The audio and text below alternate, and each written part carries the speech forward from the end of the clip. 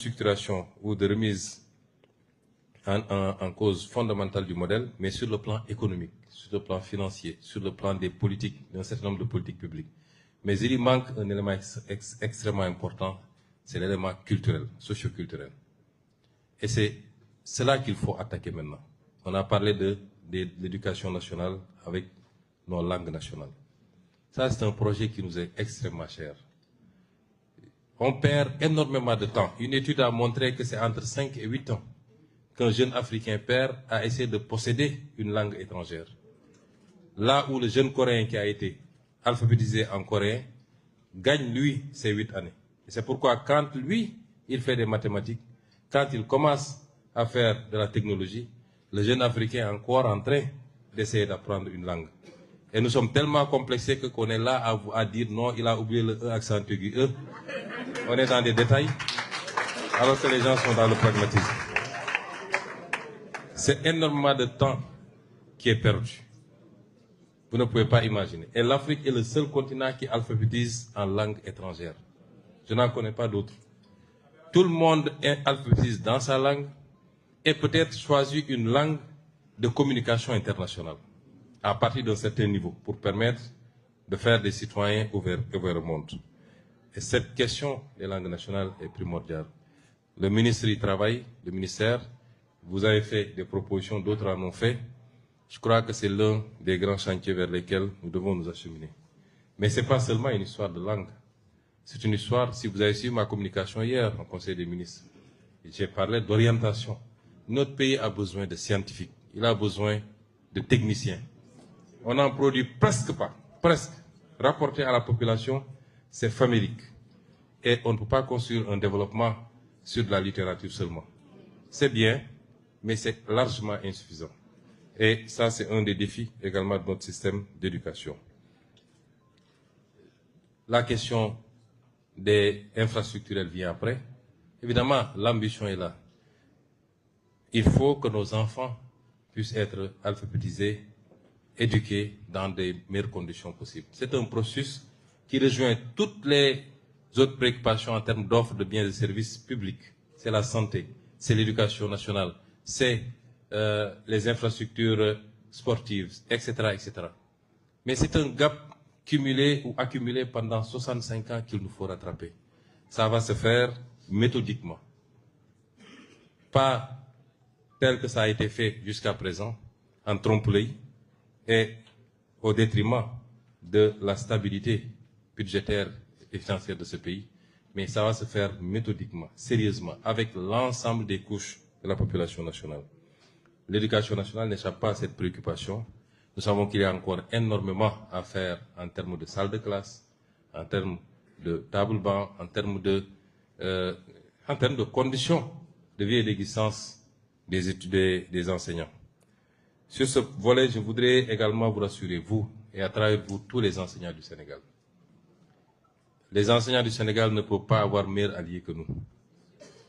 Ils ne peuvent pas l'avoir.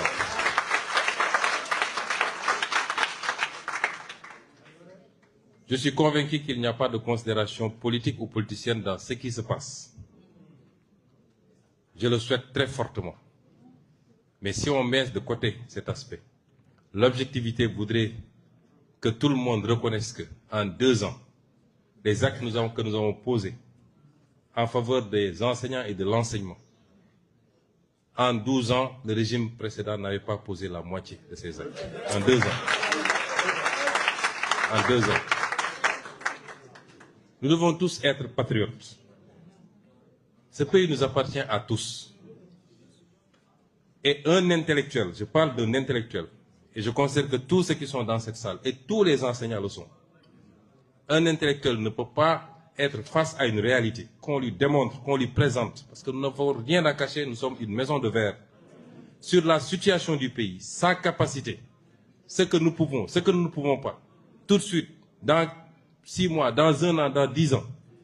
Et cet intellectuel me dit, ça c'est pas mes préoccupations, débrouillez-vous, moi voilà ce que je veux, vous le ferez ou j'arrête les enseignements. Ce n'est pas responsable. Et j'en appelle à tous les enseignants, parce que je n'ai pas l'impression qu'une bonne restitution soit faite à la base enseignante de ce qui se passe. J'en appelle à tous les enseignants.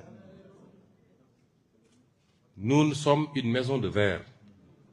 Et écoutez les relations qu'on fait, des discussions que nous avons avec vos leaders. Et vous comprendrez que nous avons énormément fait. Nous allons continuer à faire.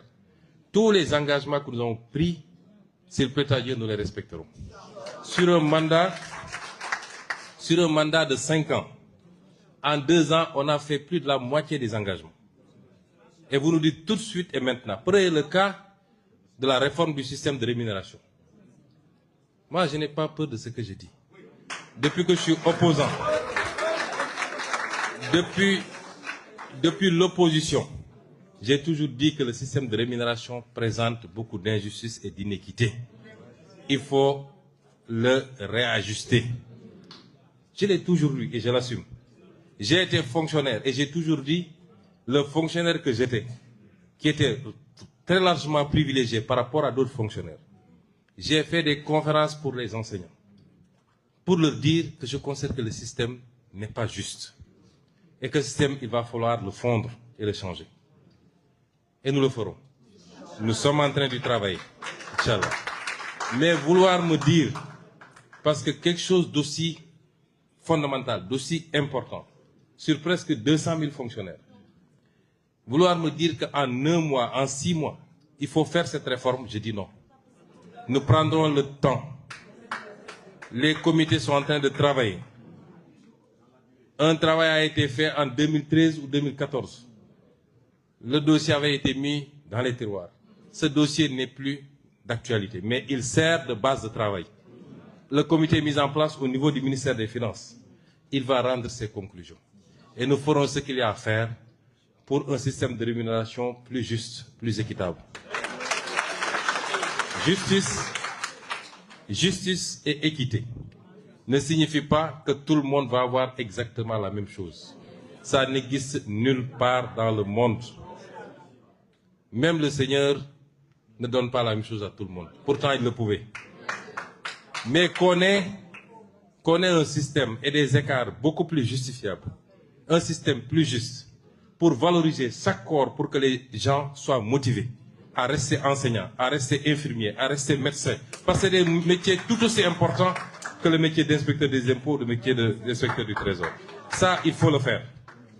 Et c'est à cela que nous sommes en train de nous atteler. Plus toutes les autres questions.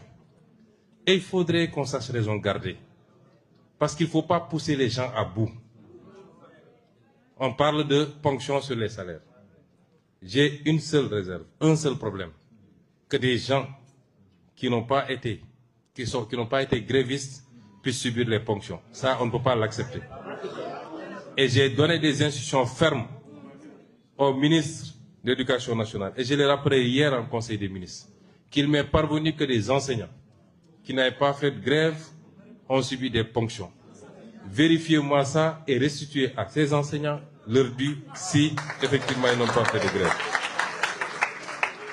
Mais en dehors de cette réserve, il faut qu'on s'entende sur une chose. Quand un enseignant exerce son droit légitime de dire je vais aller en grève, malgré tout ce qu'on a mis sur la table, et au détriment des petits qui n'ont rien fait eux, de leur avenir et de leur scolarité, il assume sa responsabilité et il le fait en vertu d'une base légale que nous connaissons. Et je ne m'en plains pas. Je le déplore, mais je ne m'en plains pas. Mais de la même manière, quand l'État, en vertu des mêmes textes, des mêmes bases légales, dit que celui qui n'a pas travaillé ne mérite pas une rémunération, je ne vois pas pourquoi il faut aller pleurnicher partout. Ce n'est ni un délit, ni un crime, c'est l'exercice réciproque de droits conférés aux uns et aux autres. Et donc, vous ne pouvez pas, on ne peut pas me dire logiquement, je vais faire 20 jours de grève dans l'année, mais à la fin du mois, donnez-moi tout ce que vous devez me donner en termes de salaire, même si je n'ai pas été enseigné. Même en tant que croyant, nous devons refuser ça. Parce que c'est un salaire indu. Le salaire qu'on perçoit en restant tranquillement chez vous, c'est un salaire indu. Et donc, à partir de ce moment, ce ne sont pas des situations souhaitables. Je ne suis pas pour le contentieux ou le conflit. Et j'ai donné des instructions très fermes pour qu'on reste très ouvert et qu'on dialogue. Jusqu'à la fin de ce mois-ci, le débat s'est posé. Le ministre est intervenu pour dire « Oui, on est presque arrivé à un accord, il ne faut pas ponctionner, etc. » J'ai dit, depuis la dernière ponction jusqu'à maintenant, on a eu 1 mois. On avait tout le temps de stabiliser un accord et d'avancer. Vous savez, les gens, quand ils font la guerre, ils négocient.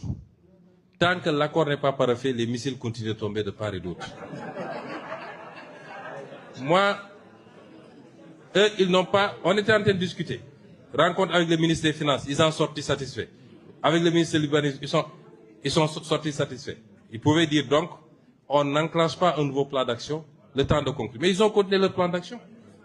Et on me dit, moi, mes missiles, je vais les garder. Non, je ne les garde pas.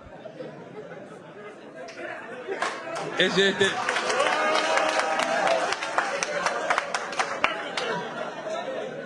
Et j'ai même été plus loin. J'ai même été plus loin. J'ai été plus loin. J'ai dit au ministre, même après ça, ce n'est pas un chantage, je ne fais jamais de chantage. C'est de la compréhension.